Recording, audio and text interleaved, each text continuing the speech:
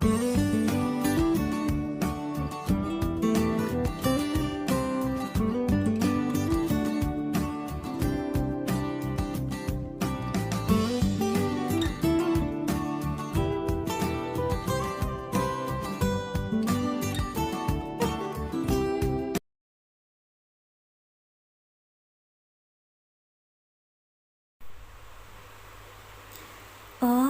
ini teman istri saya, jawab Darren sedikit menyenggol lengan Zarana. Kebetulan ketemu di sini, jadi diajak gabung, lanjutnya. Tante Cindy tampak manggut-mangut mendengar penjelasan Darren. Ya sudah, Tante duluan ya. Selamat bulan madu. Semoga kalian cepat-cepat diberi momongan, tutur Tante Cindy sebelum akhirnya melenggang pergi melanjutkan langkahnya. Darren menghela nafas lega, lalu buru-buru kembali mendekati Hani yang lagi-lagi cemberut.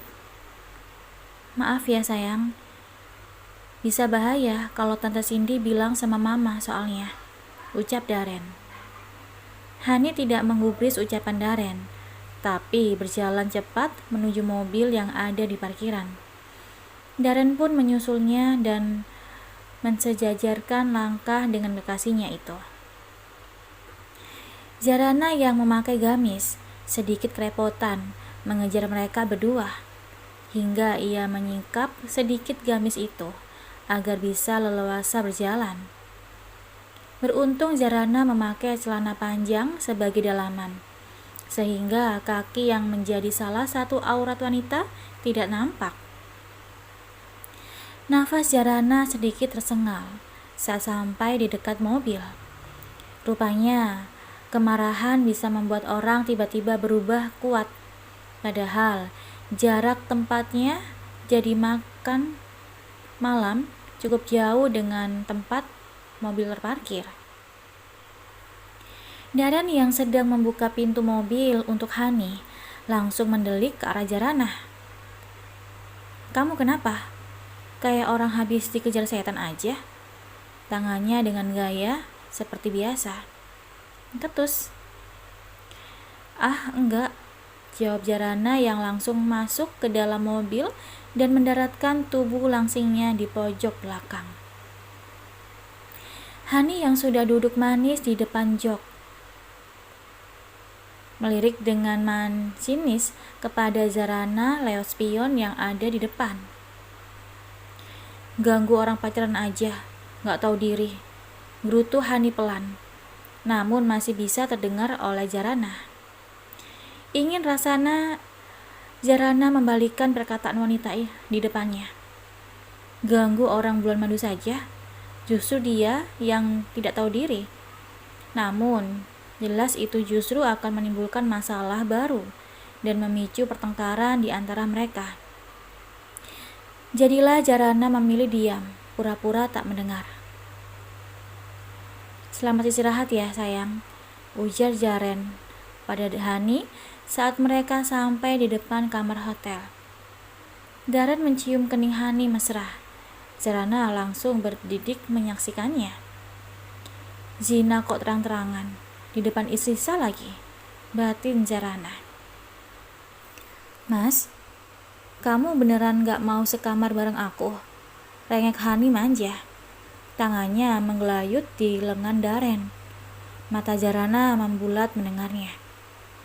Enggak sayang, Mas janji gak bakal macem-macem. Mana mungkin Mas bisa tergoda sama wanita udik kayak dia. Kamu tenang aja ya. Sekarang kamu masuk. Terus besok kita jalan-jalan. Darren memberi pengertian pada Hani, seperti ayah yang sedang menasihati anaknya. Penuh kelembutan dan kasih sayang, membuat Zarana yang melihatnya dilanda rasa iri dan sedikit cemburu. Janji ya, jangan macam-macam, ancam Hani sambil menyimpan telunjuk tepat di depan wajah Darren. Janji, sayang, gih masuk, tita Darren. Hani pun langsung ke dalam kamar hotel dan berhadapan langsung dengan kamar Daren dan Zarana. Zarana lega, setidaknya suaminya itu tidak satu kamar dengan kekasihnya itu. Padahal sebelumnya, Zarana berpikir bahwa suaminya itu akan menghabiskan malam-malam di Bali, sekamar dengan kekasihnya. Daren melirik Zarana sekilas, kemudian membuka pintu hotel dan masuk ke dalamnya. Zarana pun mengikuti langkah Daren. Di dalam kamar, Daren langsung menghempaskan tubuhnya ke atas ranjang, tidur terlentang dengan kedua tangan terbuka lebar. Sementara Zarana langsung masuk ke kamar mandi, berganti baju, kemudian mengambil wudhu. Dia belum melaksanakan sholat isya, dan sekarang sudah hampir pukul 9 malam. Di dekat ranjang yang ada Daren di atasnya, Zarana menggelar sajadah, lalu mulai menunaikan kewajiban umat Islam tersebut dengan khusyuk. Kepalanya tertunduk, matanya lurus menatap sajadah bergambar Ka'bah. Setelah 4 rakaat tertunaikan, Zarana menenggakkan tangan, berdoa dengan sepenuh hati kepada sang pemilik kehidupan. Zarana melirik Daren yang masih dalam posisi terlentang, melipat mukena dan sajadah, kemudian menyimpannya. "Mas, kamu udah sholat?" tanya Zarana. Biasanya wanita yang tidak pernah meninggalkan kewajiban umat Islam tersebut tidak pernah bertanya kepada Daren. Tapi kali ini, entah kenapa hatinya merasa tergerak. Jawab Daren tanpa membuka matanya. "Sholat dulu, Mas. Sebagai orang muslim, kita wajib menunaikannya. Dosa kalau ditinggalkan. Sholat itu tiang agama. Kalau sholatnya rusak juga seluruh amalnya." Zarana menasihati Daren, meski Daren tetap cuek dan tidak bergerak. "Kamu ini cerewet banget sih. Udah kayak ustazah aja. Kenapa nggak jadi penceramah sekalian?" protes Daren sambil bangun dari tidurnya. "Kamu itu sekarang suami aku, Mas. Aku wajib mengingatkan, meski pernikahan kita hanya berawal dari perjodohan. Meskipun kita sama-sama belum memiliki rasa satu sama lain, tapi tetap sah di mata agama dan negara. Entah dapat kekuatan dari mana, Zarana berani mengatakan itu semua. Biasanya wanita lembut dan soleha tersebut hanya pasrah dengan perkataan dan perlakuan suaminya. Apa? Belum memiliki rasa? Bukan belum, tapi nggak akan pernah, Daren berkata sambil memberi penekanan. "Jangan takabur, Mas. Hati itu seutuhnya milik Allah. Dia berhak membolak-balikan hati siapa saja," jawab Zarana santai. Kini dia sudah mulai berani berbicara dengan Daren, karena Zarana mulai memahami laki-laki yang baru seminggu menjadi suaminya itu. Meskipun sikap dan kata-katanya sering kasar, tapi dia tidak pernah berani melakukan kekerasan fisik. Zarana yakin sebenarnya suaminya itu adalah laki-laki yang baik. Hanya saja dia butuh waktu untuk menyadarkan Daren, membimbingnya untuk menjadi suami yang lebih baik. "Aku bukan takabur, tapi memang kenyataannya. Gimana bisa aku tertarik sama kamu? Lihat penampilanmu saja, aku sudah mual. Berbanding terbalik sama Hani. Dia begitu cantik, seksi, dan menggairahkan." Daren tersenyum membayangkan paras kekasihnya itu. "Itu karena Mas belum mengerti bagaimana sebenarnya cara berpenampilan menurut agama. Sekarang aku tanya, jika di sebuah kedai makanan ada makanan yang tidak dibungkus atau hanya dibungkus sebagian hingga banyak lalat yang menempel, sedangkan satu lagi makanan yang tertutup sempurna hingga tidak ada debu atau lalat yang menempel, Mas akan pilih yang mana?" Itulah contoh mudanya. Begitupun dengan wanita yang menjaga diri dan menutup auratnya secara sempurna. Tidak akan terbebas dari pandangan yang menyebabkan pikiran buruk. Jarana menjelaskan panjang lebar.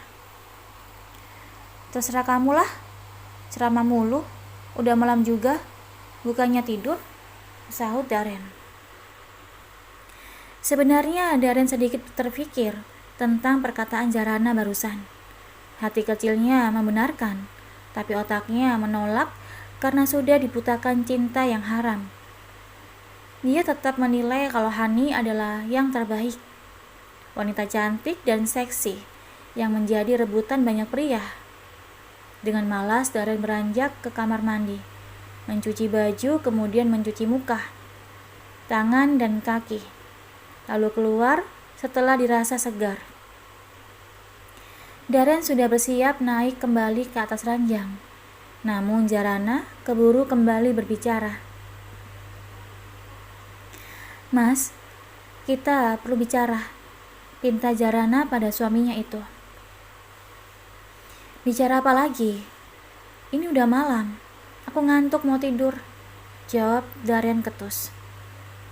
Sebentar saja, ini penting, menyangkut masa depan kita, jawab Jarana sambil menatap laki-laki yang sudah berganti mengenakan piyama itu.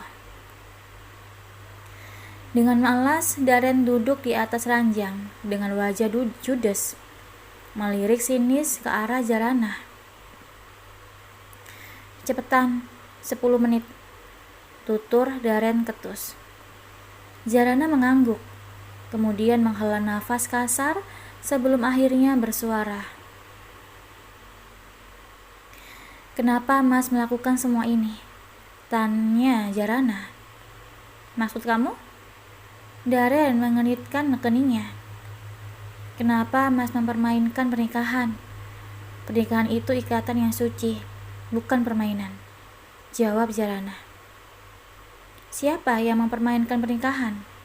Aku itu dari awal gak mau jodohkan sama kamu. Salah sendiri, kenapa kamu menerimanya? Padahal aku sudah berharap kalau kamu akan menolak. Taunya malah setuju gitu aja. Jadi rasakan sendiri akibatnya, jawab Darren menyalahkan Jarana. Jarana terdiam. Di dalam hati kecilnya, dia juga membenarkan apa yang dikatakan Darren. Harusnya dia menolak perjodohan ini. Jarana bisa saja kembali ke pesantren tempatnya dulu belajar dan mengabdikan diri. Namun kekalutan yang ia rasakan karena kepergian sang ayah membuatnya tidak bisa berpikir jernih dan menerima dengan mudah penawaran Sarah dan Aji untuk menikah dengan putranya.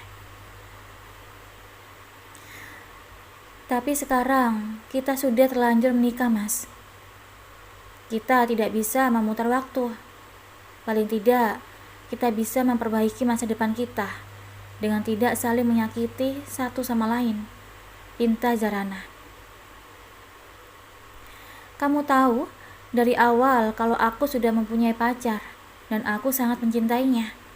Jadi jangan berharap aku akan meninggalkannya demi wanita kampungan seperti kamu, jawab Darren menusuk. Hati Jarana tercabik.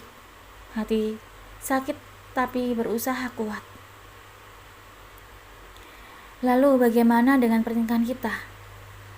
Tanya Jaranya sendu. Terserah kamu.